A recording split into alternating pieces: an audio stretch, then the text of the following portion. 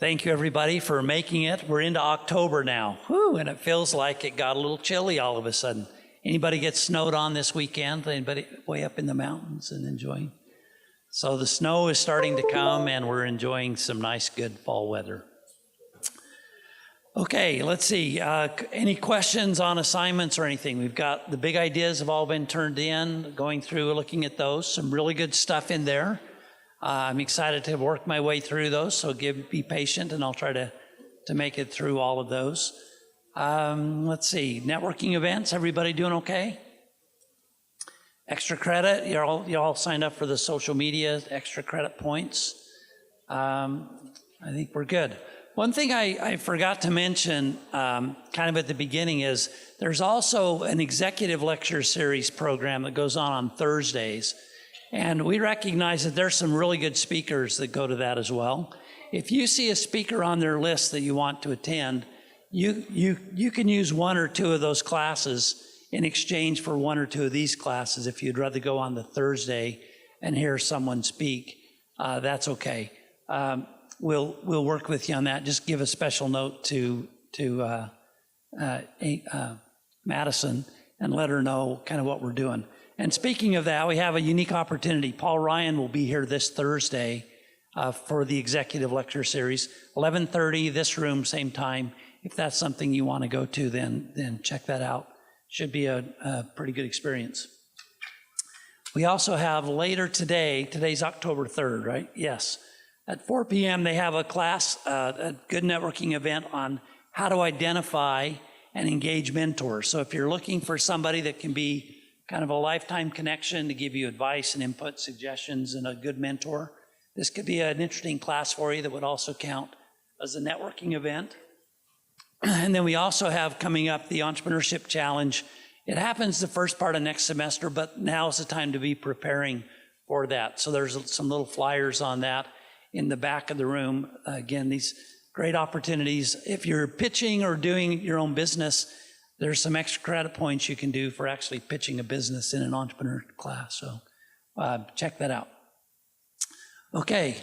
The other thing I was just going to suggest is they have a wonderful internship program here within the school.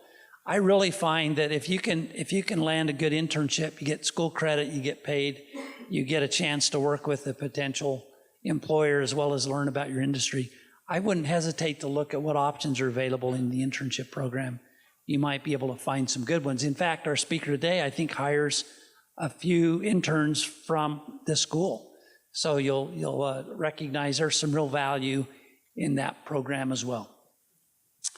Okay, as you know, part of what I try to do in identifying speakers is get a good variety from different industries, different backgrounds, to try to give you a really good perspective. I really want you to walk away realizing that there are entrepreneurship opportunities anywhere you can find a problem. In any industry, in any business, in any region, in any territory, the concepts and the mindsets of being an entrepreneur, of problem solving, and putting together the pieces of an organization and a business that works is really fundamental and full of great opportunities. Now, I do know that it means you got to take a little bit of risk. You got to do the hard part, and that's, go down the ski jump and make those things happen. I'm really excited for our speaker today. Michael, I always do this on the introductions. Michael graduated from UVU in 2008. He then founded Capita Financial Network in 2008 with the vision of creating and collecting financial professionals to build a complete wealth management experience for the clients of Capita. He finds himself now that not only the elements that he learned in school with the financial management, but being a business owner, you're involved in a lot of really interesting things in hiring and building networks, building partnerships, speaking, making arrangements. So we're really excited to have Michael here with us to go ahead and tell us his story. So let's hear it for Michael. Is this thing working? Is this working? Yeah, okay, good. Well, I am super excited to be here. Back in 2007 and 2008, this was my favorite class to come to. Very similar but different venue. It was not as nice as what you have today. I lived at Village on the Parkway. Anyone live at Village on the Parkway? Okay, that's where all the great things in my life happened there at Village on the Parkway. Did they still have the short bus? No, they had a short bus. That's where I met my wife. Between that and the Hall of Flags, is that still a thing? The Hall of Flag, that's like the old school Tinder or Snapchat or whatever you guys use nowadays. But I loved coming to UVU. I grew up in Camas, Utah, not too far from Park City. My dad owns Summit Pizza. It's a small little mom and pop pizza store, and so I was able to kind of watch him grow that business and see the way he worked in business. I saw what I liked about it, what I didn't like about it. I went on my mission. I came back and had a full ride scholarship here to UVU. I think it's because I was from a small town and they wanted to like take care of the little folk. But I was able to come here, and I loved my experience here. Not only what I learned, but who I met. And we're going to talk a little bit about that today, but I think college can be one of the most influential times of your life, because not only will you meet influential people during the people in this room, you will do business deals, you will get to know, you will meet them later in life. And so I think back about all the people that I met during college that I was either roommates with, or that I had classes with, or I did projects with, or I did business deals with during college. Those relationships still last today. And so I love the idea of college. I love this class. I'm going to talk a little bit about my story with Capita today, and go through kind of some of the things I went through to build it. This is me. This is me graduating in 2008. So I was actually the first graduating class of UVU before it was Utah Valley State College. And so they didn't even have our diplomas. Like, they weren't printed yet because it was so new. So I remember getting that, being, of course, sad that I didn't have a legit diploma. It came like 3 months later. But I did actually graduate, I promise. My wife is also an alumni of UVU. She went on to become a dental hygienist, and we went to school together. She graduated a few years later. What I want to talk about a little bit is kind of the story of what I went through college. So as I came back from my mission, I worked at Buckle. I started doing sales jobs. I really loved the concept of building relationships, getting to know people, and providing value. So I remember I was in college, broke as could be, had no money. I couldn't go to my parents for money. They didn't necessarily have a lot of money to help me out. So I kind of bootstrapped everything on my own. I built my own credit. Back in the day when I was your age, there were people in the halls of UVU, credit card companies, that would like literally give you a line of credit. I had a $100,000 line of credit on an American Express credit card even. Like, it's insane what happened 15, 20 years ago. But I literally, on purpose, used that experience to go and get to know people. I had a credit card. I didn't even know what I wanted to do. I knew I liked people. I knew I liked sales. I knew I liked relationships, but I wanted to build something great. So I would go to lunch every day with somebody. Every day. I would use that credit card. I literally had 2 credit cards. I had one that helped me find my wife. I'm like, okay, I don't have enough money to go on dates, but I'm going to use this credit card to meet ladies and go on dates and whatnot. And I had another credit card to help me build a business. And I didn't know what that was going to be. So I started getting into phone sales and convention sales and all sorts of sales. And I actually started making a lot of money as a college student. So I was doing okay, hustling, grinding. And I realized real quick, you talk about a problem that needed to be solved. I found the problem right in my face. And it was that I had money, and I kept investing it and doing what I thought was exciting, or I was trying to do the deals to get rich and whatnot. And I got hammered through all the investments. This was 2006, 2007. I lost my shorts on a lot of investments, and I learned a lot of lessons early on what not to do with money. And there was literally nowhere to go for me to get advice on money other than for me to go out and go meet with successful people and start to find common themes in the way that they built their wealth. And so I started to find that common theme, and I needed a company to go to help me invest my money. And there wasn't anything that aligned with what I wanted.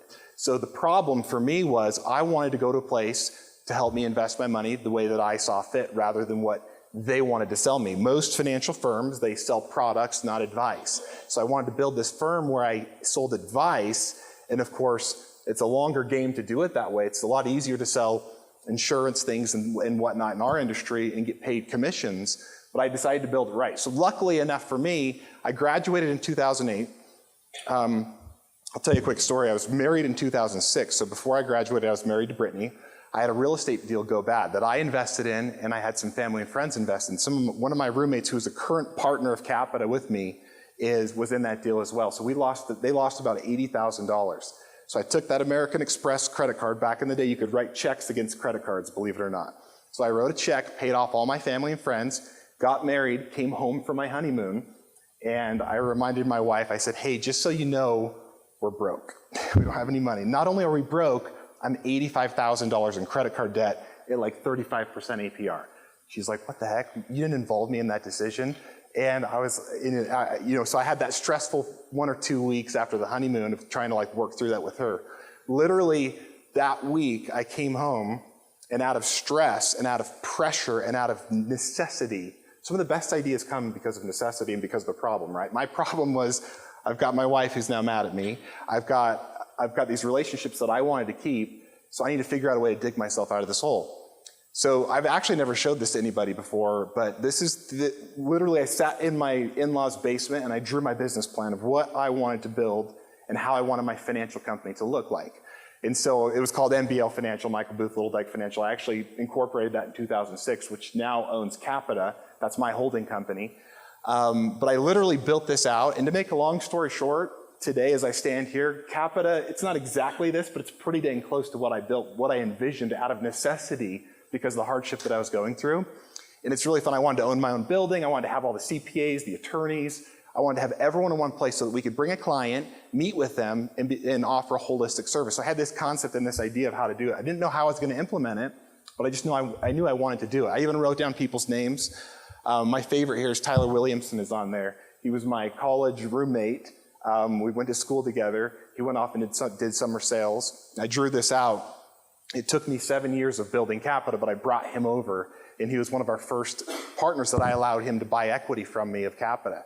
At this point, I'm still, I own a majority of Capita, but I've allowed key players to buy a partnership from me so that we're, of course, aligned as we build our common goal.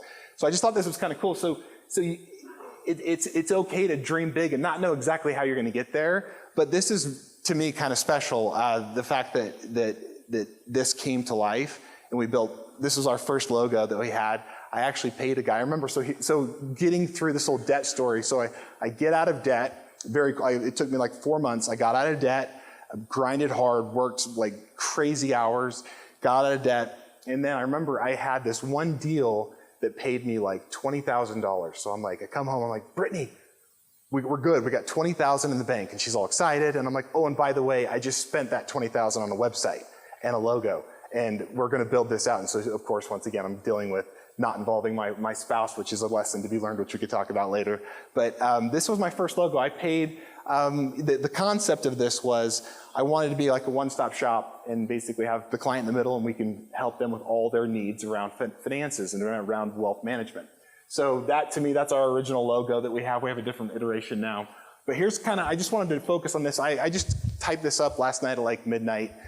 Just some thoughts that I had about what I think. Now, do you need to go start a wealth management firm? No. But are there common themes of building something special, or like finding an organization that you can build with? Like, for example, my business partners, they're not necessarily the entrepreneurs who started Capita, but I've allowed them a path to kind of lead and build their own thing within Capita. And I think that's also important. So kind of the skills and mindsets that I think are important for this group to know about is, of course, know your strengths. All of you have different strengths. I knew my strength was I loved communicating with people. I love talking to groups. I love teaching. I like moving people to action. I love persuading people to action. There's something exciting for me about that, getting someone who needs to do something to get them to actually accomplish that. A lot of folks need a little bit of a nudge. So I love that concept. I like building teams. I like leading. I like finding people that can complement my weaknesses, because I have a lot of weaknesses, and so I can't do everything myself. So very early on, I started to find talent, and that's what this room's all about. There are people here that have a lot to provide other companies or to start your own company, but you have to build your team, and it literally starts right now. It probably started years ago. So it's really important to keep those relationships and of course, invest in yourself. That's why you're here. Something that I think is interesting is not only should you invest in yourself, and you guys have so much technology and so much information. I'm surprised even on my Instagram feed how much good information is out there if you're following the right people, of course. But you can learn a lot on YouTube nowadays. That wasn't really a thing when I was going to college. But something that I believe strongly in is I was lucky enough. I don't think it was all about grit or whatnot. I think I got a little bit lucky. Because I graduated in 2008, do you guys remember what was happening in 2008? Like literally the neighborhood that I live in now, you couldn't give away the lots. Like the world was falling, and I was like this incessant need to go out and buy things. So I literally bought everything. I even went into debt. I bought multiple lots of my neighborhood. I bought options on stocks. So don't forget to invest in yourself, because if I wouldn't have built my wealth as I was building my business, what it would have done is it would have pushed me to do things in my business for the necessity of making a mortgage payment or the necessity of making payroll. I never had that worry because I invested and I had a pile of money basically to go and build the company the way I wanted. My first my biggest hire was a guy named Zach Call. He basically runs our company now. He's the president of our company. I remember it was 10 years ago. He was a top guy at Fidelity, and I knew I needed someone smarter, better, more organized than I am. And so I literally was thinking, okay, I can go invest in a duplex, or I could go buy more stocks, or I could invest in these different things, or I could invest in an individual. In order to bring him over from Fidelity, he was making a ton of money. And so most firms like us can't afford to do that. But I could, because I built my wealth in order to obtain the talent to then help us build the company. And I've never lost money on hiring people. Yeah, sometimes the hiring doesn't work out perfectly, but if you invest in people, it's not only a tax deduction, but you're literally leveraging yourself and leveraging your weaknesses and leveraging your ability to do things. And so that allowed me to be able to hire Zach, which he cost, if you will, more than my mortgage, more than anything I'd ever spended before. And from him, we're up to like 15 now that we've hired from like Goldman Sachs or Fidelity or Curative Planning or whatnot. So we've been able to hire the really, really good talent. So I think that's really important. Leading through example and surrounding yourself with greatness, like I mentioned, I'm all about finding talent. I have a rule that if I meet someone that I want to work with, so let me back up. So I don't necessarily generally have like a job opening, like, hey, I need I need a specific position. I've found my best hires are actually just talented people, and I say, let's figure out a way to pull them in. Like Lindsay Hadley's a great example. She's a friend of mine from elementary school. She's the best promoter I've ever met. And she came to me and said, hey, I want to align with Capita. And I'm like, we don't do that. We don't promote to billionaires. We don't work in the movie star industry. We don't work with philanthropies like that. And she approached me December 25th, like the day after Christmas or whatever, and I hired her on January 1st, and I didn't know what it was going to look like. And we're several months in, 10 months in, and it's amazing what she's accomplished. And so yes, that was a big leap for her to come work with Capita and for me to pay her salary for her to be interested in working with us. But if you surround yourself with greatness, it always works out in the end as long as you lead by example and give them a path, an upward trajectory. That's the other thing I realized is I could have a boutique firm and just have 100 or 200 million under management, and I'd make good money. I could just have 2 or 3 staff. I'd be fine. But if I bring Zach Call on, Lindsay Hadley, Cassie Myers, if I bring these talented people under our umbrella, I have to provide them upward trajectory. I can't just sit back and let them work for me. I need to work with them to build them upward trajectory. So my goal is to make my advisors and my staff as much money as possible by me growing the company, growing the pie basically. So I think that's really important. Give them that upside potential. Communication skills are key. Make it clear for people. This is what I tell my advisors all the time, is that people need our services. They need it. They stress about fees, or they stress about personality. They stress about all these things. You've got to make it easy. So whatever you're doing, whatever you're pitching, whatever you're trying to build, make it clear. Make sure it's clear in your mind what you're trying to accomplish. What problem are you trying to solve? And make it clear and easy and have confidence in doing so. I think this is funny, but by simply smiling and looking people in the eye, and you literally can look at someone and say, this is what you should do, and you can smile at them and look them in the eye and nod, and it's amazing. You can get a CVS person to give you 20% off if you simply say, it's okay, we can do this, right? So you can almost do anything if you simply smile, look them in the eye, have confidence, and be clear about it. The other thing is, this road is not easy. I always say people in their 20s, this is your chance to figure life out, right? Like to not be afraid to go and if you're going to take a risk, I'm 40 right now. It's much harder to take a big risk when it comes to, I've got kids, I've got a wife, I've got a mortgage, I've got all these things, right? I've got all these people relying on me. It's much more risky at this point. But in your 20s, this is your chance to fail. This is your chance to figure it out, figure out who you are, figure out what you're good at, to figure out the problem that you want to solve. But don't be afraid of failure. I think that's really, really important. But outwork your competition. I worked crazy hours. Literally, when I started my company, I had this idea. I was like, okay, I figured the people that had money at the time, and 401ks and things like that, were in their 60s. So I had this aha moment where I woke up and I'm like, well, they all have Social Security, right? No one is teaching about Social Security planning. So I literally built out this program and became like a Social Security master, and I gave seminars on Social Security. I would book out a Marriott, like up in Ogden or Layton or Provo or whatever. I would build out these seminars. I'd have like 4 people sometimes come to these classes. So I'm away from my wife every night doing these presentations. I'm up at 6, I'm presenting till 9, I'm gone all the time presenting, networking, working the business. I built out my calendar. I said, what do I need to do to accomplish my goals? And I backfilled my calendar. So my calendar was full every week of something, even if it was, I'm going to sit here and I'm going to cold call CPAs. And so I think that's really important. So outworking your competition, but it's funny, that Social Security angle, I was the first one to really go and market something like that. I would say 50% of we're at $1.5 billion under management. I would say half of that came because of Social Security presentations. We were so good at doing them that even companies like Intermountain Healthcare, ARUP, all the school districts in Utah, if any of your parents work at any of these places, those companies let us come in and present on topics like Social Security for free.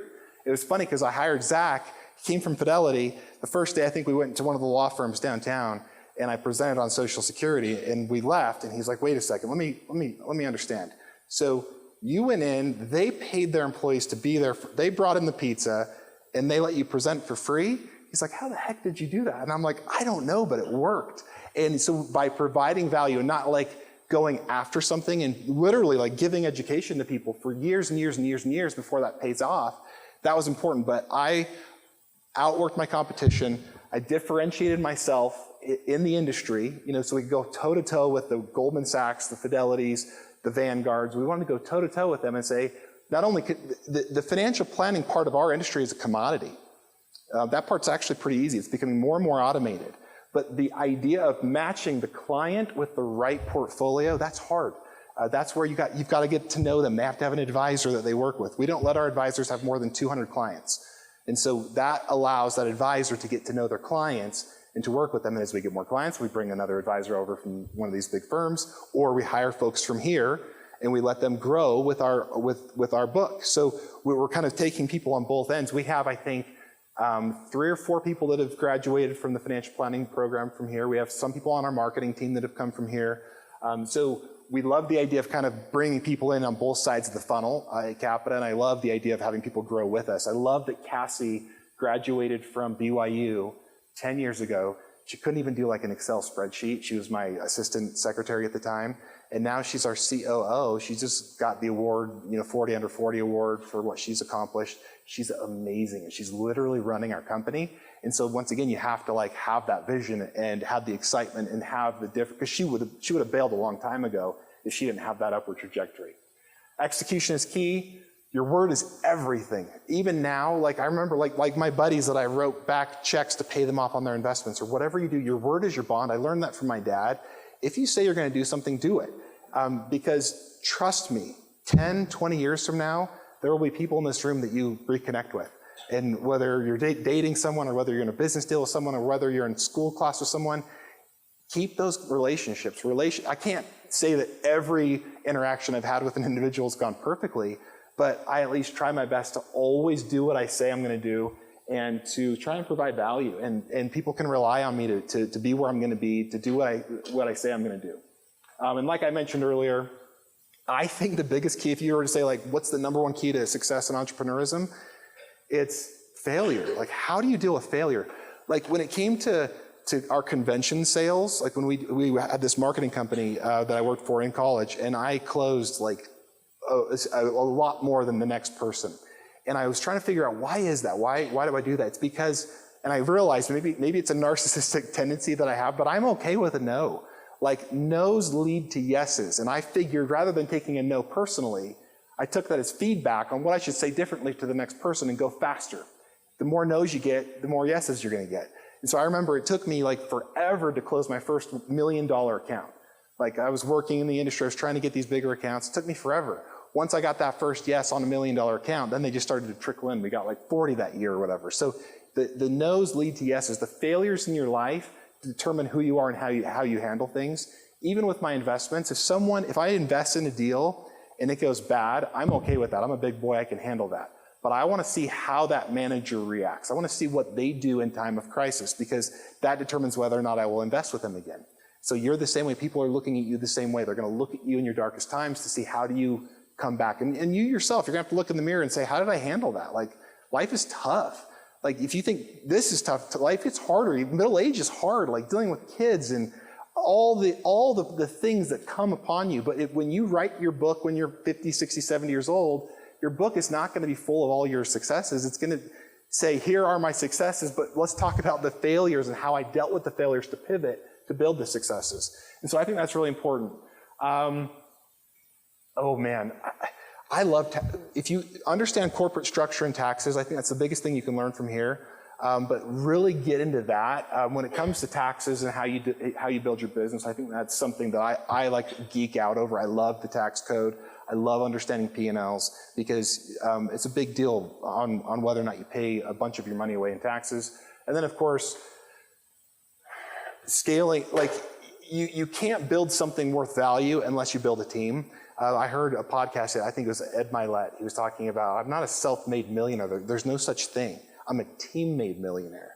And I think that's interesting, because really, if you ever want to sell something, you gotta have a team. It can't be about you. That's the whole idea there. I want to show you this. So I have like just a few more minutes, but a lot of people say, do what you love, and it'll all work out.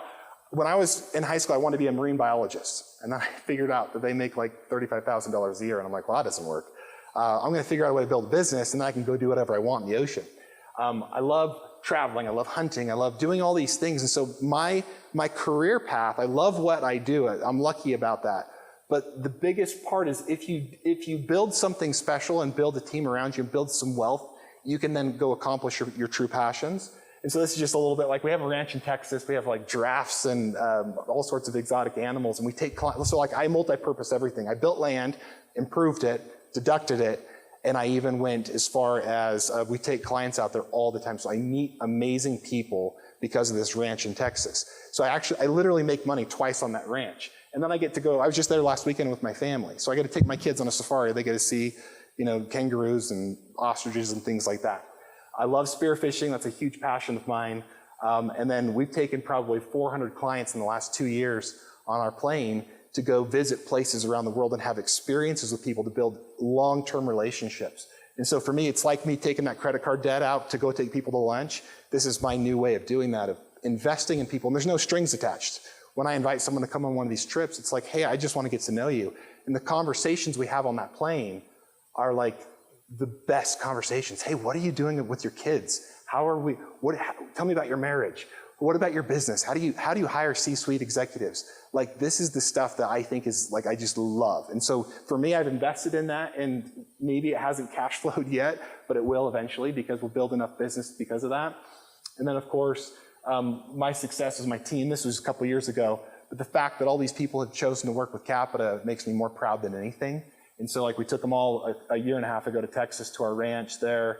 We have, having a party in our backyard where we had like 150 kids running around and thinking like, we built something, not me, but we built something that supports all of these families, and to have all these amazing people that work with us is probably one of my greatest, like, I go to bed at night, I'm like, I love what I do, and I love the push it gives me. Just like that credit card debt I had in college, this is my push to wake up and continue to build something great. 1.5 billion is not enough. I want to get to 10 billion. I want to get to 20 billion. I want to have 300 employees. So that's the way my mind thinks.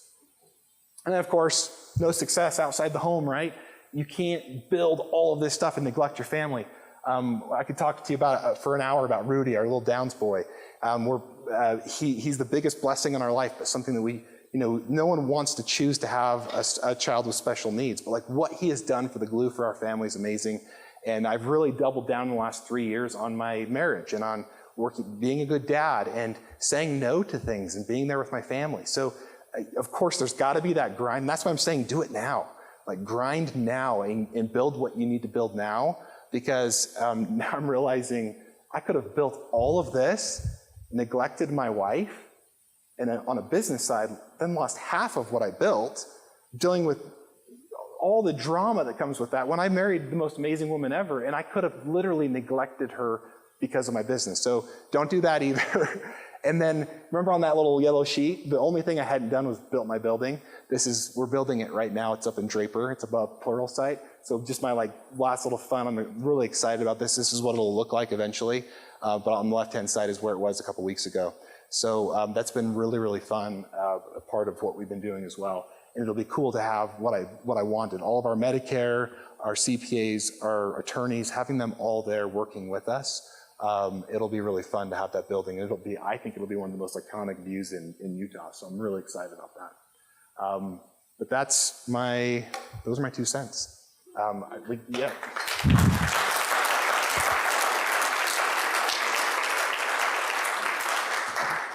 Okay, now the fun part, questions. So if you've got a question, raise your hand. We'll come get you the mic. Madison's over on this side.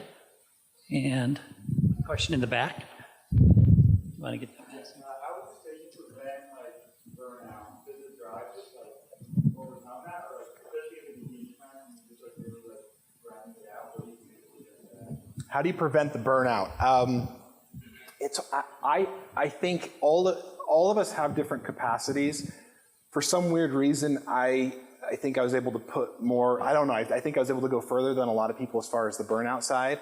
But know who you are. I think the mistake I made was probably not being more open and vulnerable with my wife, not involving her. So I think it would have been a better journey if I would have involved my wife more, if I would have talked more openly with other friends and things like that. But the burnout is real. And as you get my age, you actually start getting tired. Like I come home at night at 6 o'clock and I'm tired and I'm like, what's going on with my body? I used to have all this energy. So once again, now's your chance because it doesn't get better as far as energy is concerned. So I would say working out, I cold plunge every morning. I take care of myself in the morning, and I'm very thoughtful about that. So I think, setting aside time for yourself and for your hobbies and for things like that, like take a day off and make sure you go do what you love, that you have to have something to look forward to as you're working. But sometimes you're in that deep, dark moment and you just got to grind through it. And that's what makes entrepreneurism hard. That's a good question, though. Question, yeah. I really like that you acknowledge the importance of family, because I know there's plenty of entrepreneurs that sometimes get caught up in the motions of trying to be successful. What are some steps that you took to ensure that you delegated even time for yourself, time for your family? What are some things that you did? Because I know it can be very hard. Yeah, it was very hard because, and if my wife were here, she could tell the story almost better than I would, but I had this moment where I'm like, I am providing, I'm hunting, I'm gathering, I'm doing everything I should be doing. That should be enough. And I think for years she was like, we'd really like to have you around more. We'd really like to emotionally connect more. And so it literally, I had to have an aha moment. I had some close friends go through divorces, and we've seen very successful people build businesses and go through divorces. And so I just had this aha moment where literally this audible voice came in my mind that said, invest in your marriage like you invest in your business.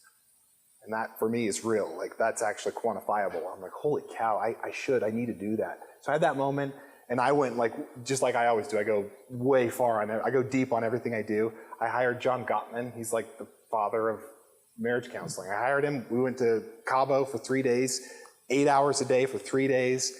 We went through this boot camp, and it literally changed my life. He put me in my place. He said, he's like, I don't care about your successes here.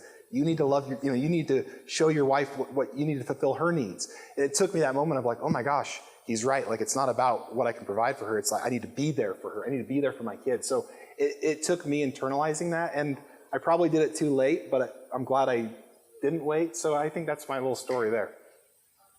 Yeah. So what's your vision for the next thing? Like you said, you want to grow and you want to expand your firm, but aside from that, what are other goals and aspirations that you want to achieve? For me, I just want to continue to build what we're building. I want to provide the services we're providing for more and more people. So not only, like I always want to dominate Utah, but we want to expand into other states.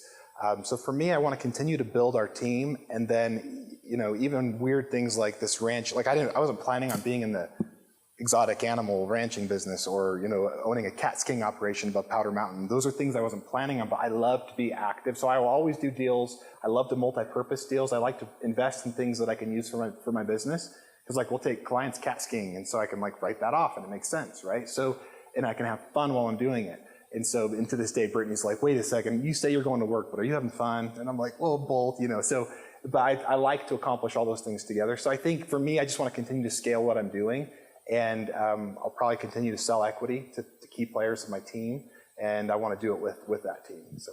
And so follow up. So like with Capita, I know it's a lot of like just basic, like not like basic, but it's just like an RA type RA, firm. yep. So with the, like, I've heard a lot of IRAs are switching down to like private equity. Yeah. Because of that. Do you guys anticipate doing something like that soon? No, because so a lot of those, what they're doing is we get hit up 5 times a week from private equity firms because the way we've ran our company is very unique. And so no, my goal is to continue to run this as long as possible. Of course, I will have an exit eventually, but I want to keep majority ownership for for at least 10 more years. And then we'll consider some of those little slivers of that private equity. Makes sense. But like, that's really cool. That's really cool. What about like incorporating like private equity as services into your services? Oh, offering them to our clients. We do. We offer private equity, but it's a little bit different. So we of course have our Schwab platform, but within Schwab you can do things like Proteus. There are alternatives you can do. For me, I invest. I think I own 50 different private deals that I own. So sometimes we'll let our clients do that, but we don't get compensated on it. Most of the time when private equity firms are pitching or selling an offering, and it's a sales pitch, right? They have to fill a certain amount of money. We want to stay away from that. We want to stay agnostic. So if we feel like a deal is right for a client, we'll offer it to them, but we're not getting paid a 2 and 20 on that. We're just getting paid our flat fee, and that's very unique in our world. Yeah, so I'm interested in a very similar industry and starting something in the same industry. When you were fresh out of college, how did you manage to gain the trust and contacts you needed to say, to walk up to wealthy individuals and say, hey, give me your money, trust me, and we'll take care of it for you? I don't know, maybe confidence, smiling. I'll tell you a quick story. So I think I've said this before, but a couple months ago, I had a client and they were like, we were talking about their portfolio, and he's like, wait, how old are you? And I'm like, I'm 40. He's like, wait a second, how old were you when I gave you all of my money? And I said, 26. He's like, what the heck was I thinking? And I'm like, I don't know, but I'm glad you did it. And of course, we'll take care of you forever for investing in us early on. But it took a lot of no's. It took a lot of no's until you build a reputation. And now literally people walk into our office from like Intermountain Healthcare or ARUP, and they're like, okay, I guess I'm supposed to give you guys our 401k. What do I do? Like, it's literally, we've built that reputation, but it takes time and compounding, and the compounding effect. Like, we literally have had, like, I bet we have 2 clients a week who have said no to us in the past, and something happened in their life or with their other advisor, and we send them birthday cards, we send them Christmas cards, we just kind of drip on them a little bit, and we probably closed 2 of those a week that took 10 years to close. And so it's you talk about compound interest of wealth, there's compound interest of business growth as well, and you have to like grind down the seeds you're putting out now. You don't know what they're going to sprout down the road.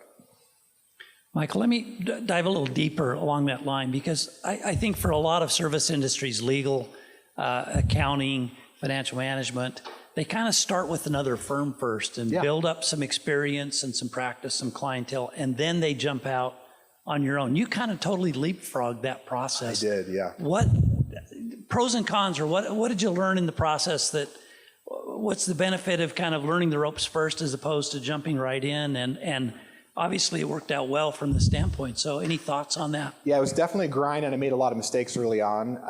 But if my son were to say, hey, I want to come join Capita, I'd probably go make him work for one of those big wirehouses first. to learn that. And of course, we have, a path, but probably because of he's, my son or whatever, I'd say go work somewhere else, then we'll talk. But I do think it's important to learn. And I just learned at a different pace, and it was okay to take the risk to figure it out on my own. Like literally some of my first appointments, I'd sit down in someone's front room and they'd be like, yeah, I want to do a Roth. I'm like, oh yeah, that's great. And I'd go home and Google, what the heck is a Roth? So I literally had to figure out everything on my own. Everyone's a little different. That's just the way I was wired. I was okay to not know something and figure it out. And I think that's something as well, like you don't always have to know everything or be right about everything. It's okay to say, that's a great question, let me get back to you, and then you're a pro on that. I love getting stumped at an appointment, because when I get stumped, guess what? That night, I go and figure it out. And then the next day, and I love employees that can do the same thing. I don't want them to say, yes, I know how to do that, when they don't know how to do it. I want them to say, no, I don't know how to do it, but I'll know by tomorrow. That's kind of the key there. Anyway. So I know you mentioned earlier, there's opportunities for internships and whatnot with Capita. So I was kind of asking, I had it formulated, I forgot. What kind of experiences or what kind of roles would an intern be doing with Capita if you were to have a position available? We have different departments. We have our marketing department. We have our support staff that support our advisors. And then we have even, I wouldn't want to call them junior advisors per se, but advisors who work on our advisory team book.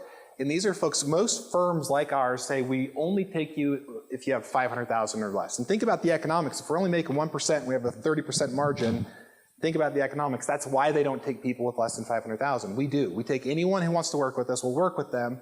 And we love newer advisors to earn their book on some of these folks. And so we have all sorts of opportunities at our firm. But once again, it's like, if we have a talented person walk into our door, we're going to try and figure out a way to build around them. With that, where could I learn about internship opportunities? You just email Cassie, and she'll go through that process. I don't think we do internships. We just pay you. So I don't like the idea of, I don't know how interns work, I guess. I mean, a lot of internships are paid these days, but if I can get intern credit and get paid and get experience. We love that. We do have an internship program, but we're still paying our people to provide services for our clients. Yes, question. I have a question about your mentors that helped you get to this point, who inspired you and helped you out, and also the books you read and your morning routine that you briefly mentioned. So mentors, I didn't have a specific mentor. I just gathered, through my hundreds of interactions that I had with successful people, I'd grab the things I liked from them. So I never had a mentor. My dad, for example, mentored me on how to be a good person and how to do the right thing for people, but he, bless his heart, is not about a P&L. He doesn't understand how to be profitable in a pizza place, right? So I had to kind of figure that stuff out by myself. So I just kind of picked different parts from different entrepreneurs and figured out what worked for me. And in that process, especially as you get older, you've got to get into routines, working out, staying healthy, investing in yourself, giving yourself some buffer days is what I call it. Go do something by yourself, go skiing or hiking or whatever you want to do. So, but I do implement those. So for me, it's date night every week, hang out, go on a honeymoon trip with Brittany every quarter. We'll go, so even if it's Park City or something. So I have an assistant that actually lines out my calendar this way. I make sure I don't have appointments before 10. So that way I can do my morning routine, which is the first thing I do is I cold plunge. I sit in the sauna. I work out. I do my calendaring. That's what I do every day. So I think the calendar is probably the most important part. But as you get older, you'll realize you got to invest in your body. And I do blood work every other month. I do all that stuff. So I want to know where I'm at. So that way I don't have any excuses on why I'm not performing. But yeah, that's my routine, kind of. And questions? Michael, tell us, how do you keep your employees from going through that process of building their books and then leaving and doing their own thing? What are some of the things you do to protect your business from that standpoint? I think I'm very clear about what the expectation is, because for me, if someone comes from Fidelity, for example, and starts to work with us at Capita, I'm literally going to help fill their book. I am going to help them build their book. And so for them to then leave, we've got incredibly strong NDA or non-competes. So of course, if I'm going to help you find a client, they're ours, and I'm going to help you cultivate that relationship. But it's more about, I think, leadership. Of course, we can't keep every employee, and we want some employees to use us as a stepping stone to their career. But when it comes to that advisory position, to me, that's like giving you a part of my family. And so we really incentivize them through, we have, I think, the best comp model. Our advisors make more than I think anywhere else that I know of. I invest heavily in service. So if they service a client, they get paid a good chunk of the revenue. And those that go above and beyond, I've sold them equity. So we now have 7 people that own a little part of Capita. That was an aha moment as well. I wanted to sell them equity. I didn't want to give it, but I wanted to sell it to them at a good deal. That way they were incentivized to write the check and then stick around. So for me, I think if it wasn't for the leadership, they'd probably bail, pretty quick. But I think we've been pretty blessed so far not to have that happen. And it'll happen, but it's okay. We'll get through it. That's it. If you don't ask the questions, I will. So keep, anybody? Oh, see, she doesn't like my questions. Yeah. Thank you.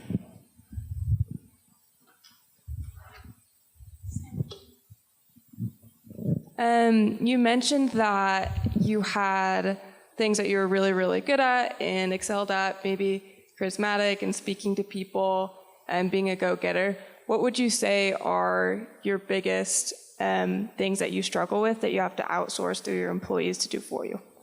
Well, I would say with knowing where I was at, like my first big hire with Zach is he was a certified, I'm not even a certified financial planner, so I never had the time to go, that's like a master's degree in what we do, right? So I'm the only advisor we have at the firm that's not a certified financial planner. So like I've never worked at Fidelity, I've never worked at Goldman Sachs. So like I know I can build a big picture, but when it gets deep into the weeds of like how do you build a trade desk around, like if you think about the dynamics of if one of our money managers says sell Apple, buy Google, we have to have software that goes into all of our clients' account at Schwab and make that happen. I'm going to make a mistake there. So when it really comes down to details, I needed to have people who were more detailed. And to be honest, like I love to build and lead and inspire, but when it comes to like management of people doing quarterly reviews and things like that, I hate that. I'm not good at managing people because I just let people go because I assume that everyone's going to do what I would do. So it blew my mind early on when I had employees and they'd say they wouldn't do something. And I'm like, why would you not? This seems very clear. Like, why would you not do it this way? And it's like, well, I was never told. And so management for me has always been a struggle where I needed to hire managers as well to help build structure around what we were building. So those are some of my wife was here, she'd give you more weaknesses, but that's all I can come up with right now. Questions? Yeah. What helps you get into with your strengths? When you talk about how you obviously want to be confident, especially in a role like this, whether it's sales, being an advisor. What helps you to get into with finding your strengths and I guess letting those blossom? Just trying different things or what I think it was being honest with myself. So he asked about how do you define your strengths and focus on those. I think I'm a people pleaser. I want to be good at everything. And so if you had asked me 10 years ago, I was good at everything. And this was the Mike show. I couldn't have sold Capita 10 years ago. I could today because it's not about Mike anymore. It's about the team. So the hardest thing I had to do in my business was all the clients were mine and I met with all of them. There was a point where I met with all the clients every year. And in my mind, I'm like, there's no way they're going to be okay with Zach or Tyler or Tyson meeting with them. They're only in it because of me. And so letting that go and being like, client, I want you to have Tyson as your advisor. I'm working on building the business. That was really hard for me to do. But in doing so, it was funny because the clients would stop calling for me and they're like, don't worry about Mike. I want to talk to Tyson. So I hired right. And lo and behold, I built enterprise value by doing that. Like literally the multiple of our EBITDA goes up every time I hire more and more executives and professionals that can continue the business on, right? Companies will pay a higher EBITDA or a higher multiple on your EBITDA, the more streamlined your business is, right? The more scalable it is. And so I'm building that scale, and that's really been hard for me to do, to not have it be the Mike show, but I had to put my ego in my back pocket and do it. Okay, let's hear it from Michael. Okay, thanks. Okay, he'll stick around for just a little bit right after. If you're going to go to lunch with us, kind of gather over here and check in with Madison. And we will see you next week. So thank you, everybody.